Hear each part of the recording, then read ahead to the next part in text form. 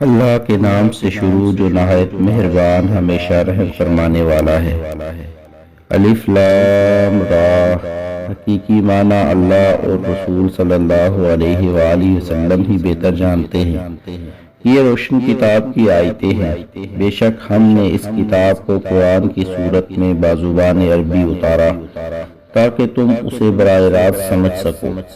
اے حبیب مکرم، ہم آپ سے ایک بہترین قصہ بیان کرتے ہیں اس قرآن کے ذریعے جسے ہم نے آپ کی طرف وحی کیا ہے، اگرچہ آپ اس سے قبل اس قصہ سے بے خبر تھے۔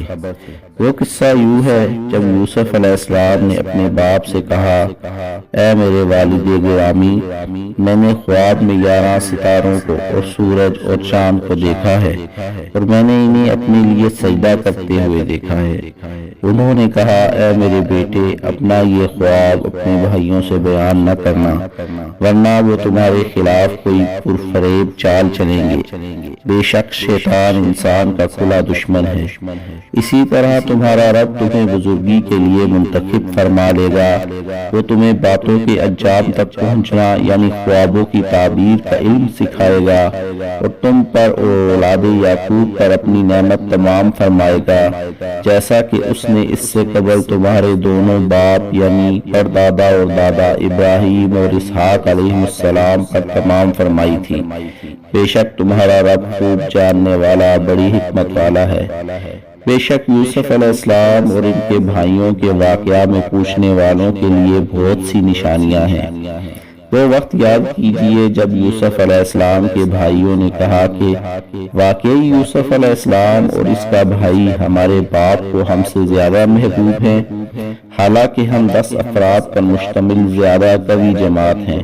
بے شک ہمارے والد ان کی محبت کی کھلی وارفتگی میں گم ہیں۔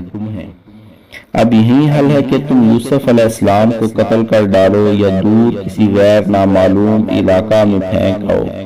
اس طرح تمہارے باپ کی توجہ خالصتاً تمہاری طرف ہو جائے گی اور اس کے بعد تم توبہ کر کے صالحین کی جماعت بن جانا۔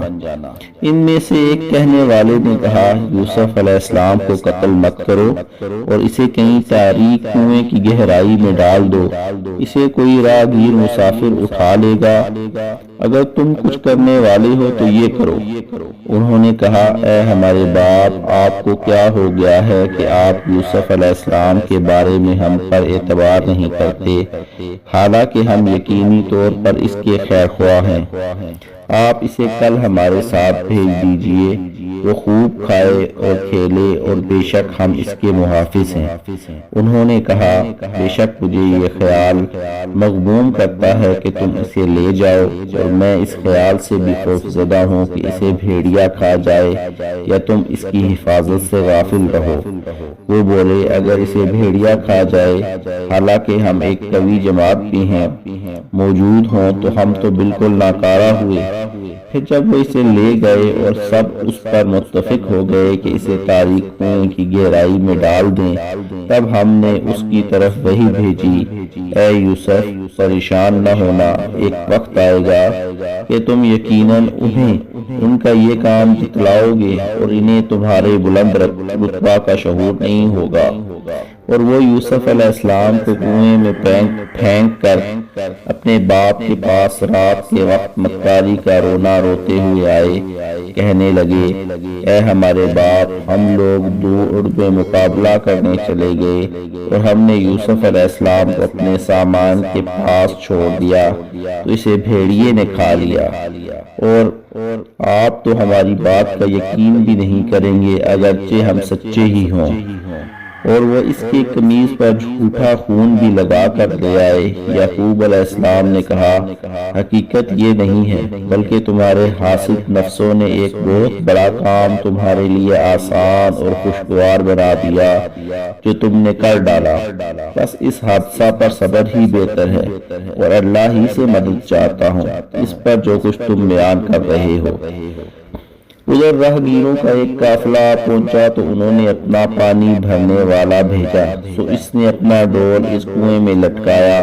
وہ بول اٹھا، خوشخبری ہو، یہ ایک لڑکا ہے، اور انہوں نے اسے قیمتی سامان تجارت سمجھتے ہوئے چھپا لیا، اور اللہ ان کاموں کو جو وہ کر رہے تھے خوب جاننے والا ہے۔ اور یوسف علیہ السلام کے بھائیوں نے جو موقع پر آ گئے تھے اسے اپنا بگوڑا غلام کہہ کر انہی کے ہاتھوں بہت کم قیمت گنتی کے چند درہموں کے عوض بیچ ڈالا، کیونکہ وہ راہگیر اس یوسف علیہ السلام کے خریدنے کے بارے میں پہلے ہی بے رغبت تھے۔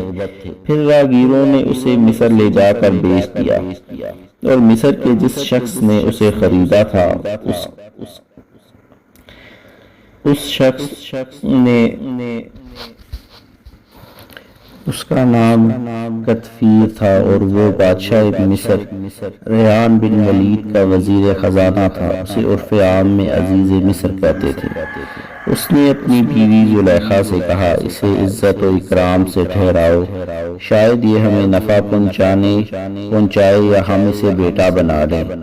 اور اس طرح ہم نے یوسف علیہ السلام کو زمین مصر میں استحکام بخشا، اور یہ اس لیے کہ ہم اسے باتوں کے انجام تک پہنچنا یعنی علم تعبیر رویا سکھائیں۔ اور اللہ اپنے کام پر غالب ہے، لیکن اکثر لوگ نہیں جانتے۔ اور جب وہ اپنے کمال شباب کو پہنچ گیا تو ہم نے اسے حکم نبوت اور علم تعبیر عطا فرمایا، اور اسی طرح ہم نیکوکاروں کو صلہ بخشا کرتے ہیں۔ اور اس عورت زلیخا نے جس کے گھر وہ رہتے تھے آپ سے آپ کی ذات کی شدید خواہش کی، اور اس نے دروازے بھی بند کر دیے اور کہنے لگی، جلدی آ جاؤ، میں تم سے کہتی ہوں۔ یوسف علیہ السلام نے کہا، اللہ تعالیٰ کی پناہ، بے شک وہ جو تمہارا شوہر ہے میرا مربی ہے، اس نے مجھے بڑی عزت سے رکھا ہے، بے شک ظالم لوگ فلاح نہیں پائیں گے۔ یوسف علیہ السلام نے انکار کر دیا، اور بے شک اس زلیخا نے تو ان کا ارادہ کر ہی لیا تھا، شاید وہ بھی اس کا قصد کر لیتے اگر انہوں نے اپنے رب کی روشن دلیل کو نہ دیکھا ہوتا۔ اس طرح اس لیے کہا گیا کہ ہم ان سے تکلیف اور بے حیائی دونوں کو دور رکھیں، بے شک وہ ہمارے چنے ہوئے برگزیدہ بندوں میں سے تھے۔ یا انہوں نے بھی اس کو طاقت سے دور کرنے کا قصد کر لیا تھا، اگر وہ اپنے رب کی روشن دلیل کو نہ دیکھ لیتے تو اپنے دفاع میں سختی کر گزرتے، اور ممکن ہے اس دوران ان کا قمیض آگے سے بھی پھٹ جاتا، جو بعد ازاں ان کے خلاف شہادت اور وجہ تکلیف بنتا۔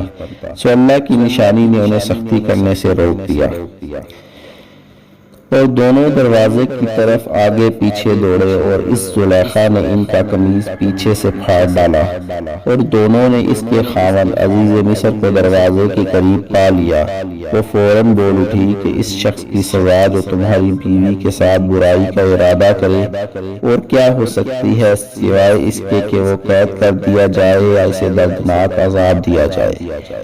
یوسف علیہ السلام نے کہا، نہیں، بلکہ اس نے خود مجھ سے مطلب براری کے لیے مجھے پھسلانا چاہا، اور اتنے میں خود اس کے گھر والوں میں سے ایک گواہ نے جو شیر خوار بچہ تھا گواہی دی کہ اگر اس کا قمیض آگے سے پھٹا ہوا ہے تو یہ سچی ہے اور وہ جھوٹوں میں سے ہے، اور اگر اس کا قمیض پیچھے سے پھٹا ہوا ہے تو یہ جھوٹی ہے اور وہ سچوں میں سے ہے۔ پھر جب اس عزیز مصر نے ان کا قمیض دیکھا کہ وہ پیچھے سے پھٹا ہوا تھا تو اس نے کہا، بے شک یہ تم عورتوں کا فریب ہے، یقیناً تم عورتوں کا فریب بڑا خطرناک ہوتا ہے۔